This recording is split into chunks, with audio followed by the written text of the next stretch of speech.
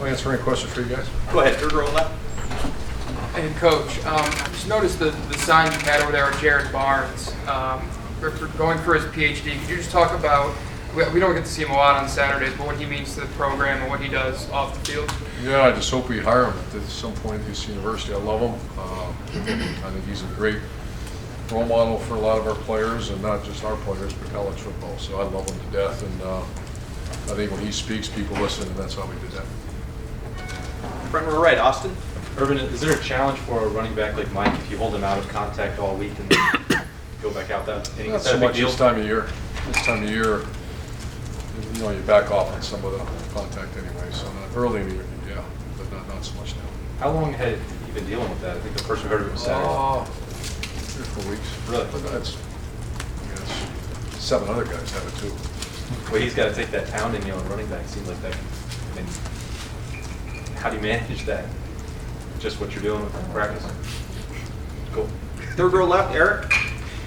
Coach, I know on Monday you talked about KJ Hill earning some more playing time. I know he has like 9 receptions this year. Is he kind of ready for like a bigger role in the offense? Because I know he had that catch against Northwestern and then a couple nice plays on Saturday too. Yeah, he's coming up the ranks. I think we redshirted him last year, so that's a first-year player. And typical progression of a young person that takes his role pretty seriously, and a great, nice talent to him. So yeah, he's just typical transition from a young player to get some play time.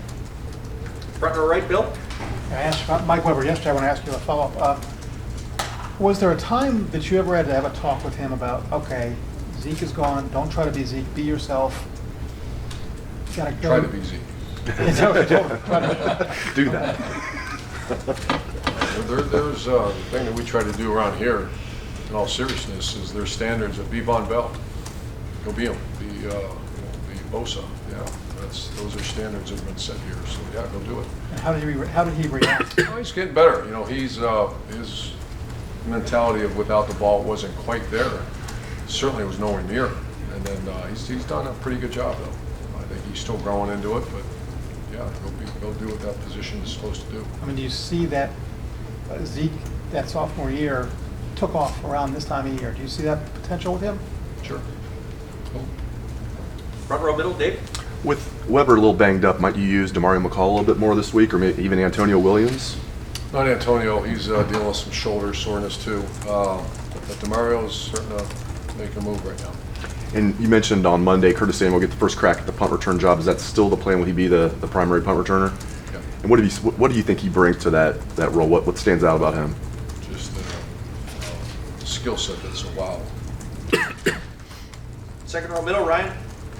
When you look at the way the team played on Saturday, how close do you think y'all are to your ceiling, and what would you like to see them improve as we get towards championship first-year time? players, a lot of times, you get the up and downs. If you remember back in 14 and other young teams I've had, you see a little bit of that, where usually a mature team is a little bit steadier. But they played well. Our mantra around here is 9 strong. That's one of the first games we had. We're all 9 were right on point, and that's our mission: is go on the road and play 9 strong. Second row left, Lori. Coach, you mentioned backing up contact this time of year.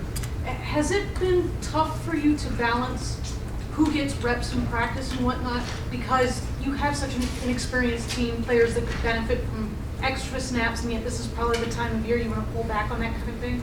Yeah, that's a lot of time and discussion have gone into that, because the worst thing you can have is a tired team and fatigued team, which has happened across college football, but they need the reps. So I think we managed it pretty well. And obviously last week I think we did. I think we're finishing a Wednesday practice. I feel decent. When you have a player like JT Barrett, who isn't going to probably benefit from reps at this point, but his receivers could benefit from being with him, how do you balance that issue? Oh, no. JT, quarterback, we don't follow that pattern at all. JT needs all the reps because every game plan is a little different. And they're working together, and you can see the steady improvement of the quarterback receivers here. Second row left, Ari. Urban, how's Dwayne Haskins coming along? Good. I love his skill set. He's in good shape. My challenge to him is never accept your role, and that's hard for young players, especially very talented. I love Dwayne, great kid, great family, and I expect him to battle for a spot. In weeks like this, do you ever sit back and like think like, wow, that was a huge recruiting battle that we ended up winning? Because remember, he was committed obviously to Maryland. Weeks like this? No. You know what I Think mean, though? about It's like he could be playing starting Maryland. for Maryland this week. Beat Maryland. Right or right, Tim? Urban, He said, so I sit back and say, wow. Well, I mean, it's a big deal, right? No, I'm just kidding. Yeah, so Don't can get I all ask sensitive again? on me, man. You're all right. Can I ask one more time, though? Like, do you ever, like, reflect on it, though? The idea No. of, I mean, every year you have these huge recruiting battles, and, like, when you play in certain games in certain weeks with Keandre and Beat Maryland. okay, I won't try a third time. Or four. Tim? if you had to compare Curtis Samuel and Percy Harvin, where is Curtis Samuel different in your mind? You've seen them both play up close and personal. What is it different he brings to the table? Obviously, he's playing a similar position. But, I think there's similar skill sets. yeah. In what regard? I mean, what do you see? Well, very few people can run in between tackles, run perimeter run, and then also stretch a defense vertically. Very few people can do that. And is he growing into that role more and more? I'm just talking about, I mean, do you see him embracing it, I guess? Oh, yeah. Yeah. He's really grown up, you know, and he's never been, you know, a problem. He's Right. always been a great young person, but I see the kind that wants the ball. That's when you know you got a premier player. Two other quickies. Maryland defensively, they had some problems last week, obviously against Michigan. Is that what just jumps out at you about them? Other than that one, they played decent defense. Started this year real strong. They had a couple tough injuries. They're likely we've known him very well for the last several years. I think he's an outstanding player. They had number four nickel player that was really good. He also got. So they're just dealing like we are, like people are dealing with injuries, and we're prepared to get their very best at home.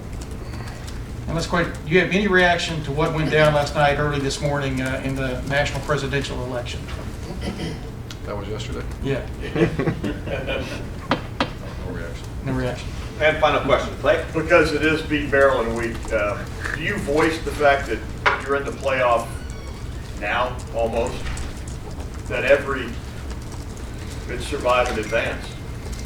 Not really, Clay. It's just, once again, a young team, and it's laser focus on our opponent. And I've had teams where you have those kind of conversations. Not now. It's all about Don't need that hype. right now. Coach, thank you very much. Thank you. Thanks,